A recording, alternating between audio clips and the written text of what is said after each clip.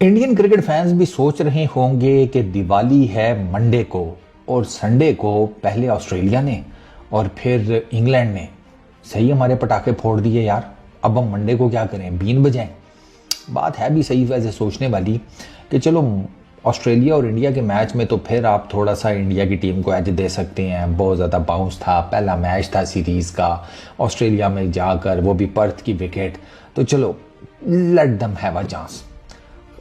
Indian women cricket team तो इंदौर में हारी है ऑन अ बैटिंग ट्रैक, और ये हैट्रिक कंप्लीट किया है इंडिया की वुमेन टीम ने जीते हुए मैचेस हारने की। जीते हुए मुझे मैसेजेस आए इंडियन क्रिकेट फैंस के कि भाई यार मैच आज ज़रूर देखना, बड़ा ज़बरदस्त मैच होगा एंड ऑल दैट। और मैच वाकई ज़बरदस्त हुआ है, इसमें कोई शक नहीं है। इंडिया की टीम 4 रन से ये मैच हारी है। जीता हुआ मैच, जीता हुआ 57 गेंदों के ऊपर 57 रन चेज कर रही है इंडिया की टीम। सेटल, सब सुकून, 57 balls 57 run, 7 wickets in hands. 7 wicket मतलब 7 विकेटें हाथ में, 57 गेंदे 57 रन, कहां का मुश्किल है, वो भी एक बैटिंग विकेट के ऊपर। फिर एंड पर 30 गेंदे 36 रन, तब भी मैच हाथ में है, 6 विकेटें हाथ में है। 4 रन से मैच हार गई टीम इंडिया। ऑस्ट्रेलिया के अगेंस्ट जीता हुआ मैच हारे, साउथ अफ्रीका के अगेंस्ट जीता हुआ ये मैच हारे। मतलब 300 प्लस का टारगेट नहीं डिफेंड कर पाई Indian women team. South Africa के अगेंस्ट 7 आउट कर लिए, मैच हार गए। आज इंग्लैंड के अगेंस्ट 288 चेज करना था, बिल्कुल ठीक जा रहे थे, अल्टीमेटली 284 कर सके और आउट भी सिर्फ 6 हुए। 4 विकेटें अभी भी हाथ में थी इंडियन वुमेन टीम के। इंडियन वुमेन टीम ये 288 रन चेज कर जाती, सेमीफाइनल में तो जिसे कहते हैं कुछ जगह पक्की होती, लेकिन ये उनका सबसे हाईएस्ट टारगेट हो जाता वुमेन इंटरनेशनल क्रिकेट में जो उन्होंने चेज डाउन किया हुआ है। चक्कर ही कोई नहीं सर, चक्कर ही कोई नहीं। और मैं हैरान था कि यार ये कहां से आकर टीम इंडिया ये मैच हारी है, मतलब समझ से बालातर था। बड़ा स्मूथ सेल जिसे कहते हैं इनका चल रहा था। और अब इवेंचुअली ये आपको बता दूं कि इंडिया और न्यूजीलैंड का जो मैच है, ठीक है, वो इन दोनों के लिए वर्चुअली ना आप समझे क्वार्टर फाइनल हो गया है। जो ये मैच जीतेगा वो सेमीफाइनल में चला जाएगा। ऑस्ट्रेलिया, साउथ अफ्रीका, इंग्लैंड, ये तीनों क्वालिफाई कर चुके हैं। अब इंडिया या न्यूजीलैंड में से किसी एक ने क्वालिफाई करना है, वो अब लेट्स सी। मुझे नहीं लगता कि उनके इन दोनों के अलावा कोई और कर पाएगा। I really don't think so. नीचे कुछ टीम्स हैं, जैसे बांग्लादेश के 2 मैच रहते हैं, श्रीलंका के 2 मैच रहते हैं, पाकिस्तान के भी 2 मैच रहते हैं, बट ये अगर अपने वही बात है ना कि 2-2 कौन जीते, फिर ऊपर पॉइंट्स के ऊपर आए 6 पॉइंट्स के साथ, फिर run rate and all that, तो मोटा मोटा ऐसे ही लग रहा है अभी, अनलेस एंड अनटिल के बहुत ही कोई डिफरेंट किस्म का भसड़ हो गया कि टीम इंडिया और टीम न्यूजीलैंड इनमें से जो ये मैच जीतेगा वो चौथी पोजीशन ले ही जाएगा सेमीफाइनल के लिए। अच्छा, इंग्लैंड ने जनाब पहले, अच्छा इंग्लैंड का भी देखें, बैटिंग कोलैप्स उनका भी हुआ है। इंग्लैंड ने 288 किए। देयर वाज अ टाइम ऐसे लग रहा था कि इंग्लैंड 300 पक्का और मे बी 320 भी टिका दे। बैटिंग कोलैप्स उनका भी हुआ है एंड पर, ठीक है ना। दीप्ति ने आकर भाईजान ब्रेकें लगाई हैं, तो 288 उन्होंने किया for the loss of 8 wickets. उनका जनाब नाइट उसने 109 रन किए 91 बॉल्स के ऊपर, 15 चौके, 1 छक्का। Outstanding inning, man of the match, women of the match for technically. फिर एमी जोन्स उनकी wicket keeper, batsman and opener, उसने 56 किए। ब्रंट 38 रन की इनिंग्स उसने खेली। नीचे 19 रन की इनिंग डीन ने खेली 13 गेंदों के ऊपर। मिलाकर ये जिसे कहते हैं कि इन्होंने 13 एक्स्ट्रा टीम इंडिया ने दिए और इन्होंने 288 रन किए। वो जो मैं आपको बता रहा हूँ ना कि किधर गया इनकी यार, ये इंग्लैंड ने अपने जिसे कहते हैं पावर प्ले में 44 रन किए। मिडल ओवर्स में उन्होंने 170 रन किए और 3 विकेटें आउट थी, ठीक है। यहाँ पर it was looking as if ये बड़े आराम से 300-350 कर लेंगे। इवन इसके बाद भी फाइनल ओवर्स में उन्होंने 74 रन किए और उनकी 5 विकेटें गिनी। ब्रेकें यहाँ पर लगी हैं, इंग्लैंड की टीम को यहाँ पर ब्रेकें लगी हैं। फाइनल ओवर्स में 1 छक्का इंग्लैंड की तरफ से 33 उन्होंने जिसे कहते हैं चौके लगाए और डॉट बॉल परसेंटेज उनकी 46 थी इंग्लैंड की। अच्छा, इनकी जो मेन पार्टनरशिप थी ना जिसे कहते हैं इंग्लैंड की, वो थी नाइट की और ब्रंट की 113 रन्स की। इनकी ओपनिंग पार्टनरशिप 73 रन्स की थी, ठीक है। उसके बाद नाइट और डंकले की पार्टनरशिप थी 38 रन्स की। यहाँ तक जो है ना, यहाँ तक आप कह लें कि जब 4 इनके आउट थे ना, तब तक ऐसे लग रहा था कि ये बड़ा अच्छा स्कोर मैनेज कर जाएंगे, क्योंकि इनके 250 थे ऑलमोस्ट 249 रन्स और इनके 4 आउट थे।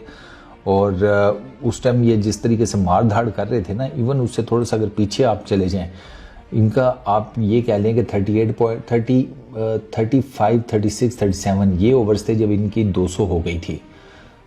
तो 15 ओवरों में एंड पर हिटिंग शिटिंग सारा मिला मिलू के ना 300 आराम से था।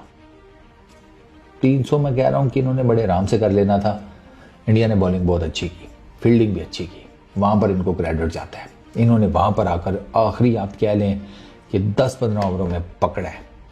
दे मेड श्योर कि नहीं, ये इनको ज़्यादा रन्स नहीं करने देने।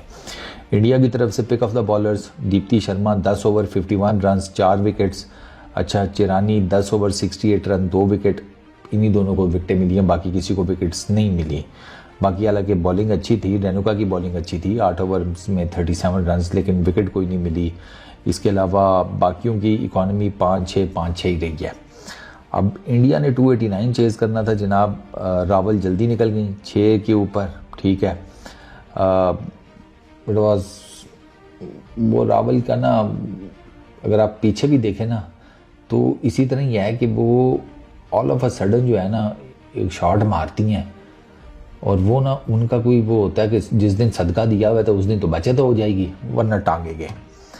अच्छा, स्मृति मंधाना उसने 88 रन तो किए 94 बॉल्स के ऊपर, लेकिन इसके पहले मेरा ख्याल है, मुझे याद है तकरीबन पहले कितने ओवर्स में यार इसने सिर्फ 18 गेंदें खेली हुई थी, कोई 12-14 ओवर हो गए थे if I am not wrong. इसकी बारी नहीं आ रही थी मंदाना की, और ये साइड पे खड़े खड़े रह 18 गेंदें खेली हुई थी। और मैं आपको बता रहा हूँ 10-15 ओवर हो गए थे, ये इतनी रस्टी हो गई थी कि इसको समझ नहीं आ रही थी कि मैंने किस तरीके से खेलना है। स्मृति मंदाना को ये स्टक नजर आ रही थी। इसको तो इसको क्वेश्चन मिला है हरमनप्रीत का। हरमनप्रीत ने आकर बड़ी ज़बरदस्त इनिंग खेली है और उसने इनिंग्स को ऐसा फ्लो दिया, मतलब टिपिकल कैप्टन नॉक थी उसकी इनिंग्स को। फ्लो की वजह से ना स्मृति भी रवा हो गई, वरना स्मृति बीच में फंसी हुई थी। हार्लीन दियोल वो बड़ा ठीक ठाक खेल रही थी 31 बॉल्स के ऊपर, लेकिन एज यूजुअल हार्लीन का ये है कि वो अपनी विकेट थ्रो कर देती है। अच्छा खासा खेलते खेलते वो अपनी विकेट थ्रो कर देती है, और आज भी यही हुआ। चंगा भला खेल रही थी, LBW हो गई।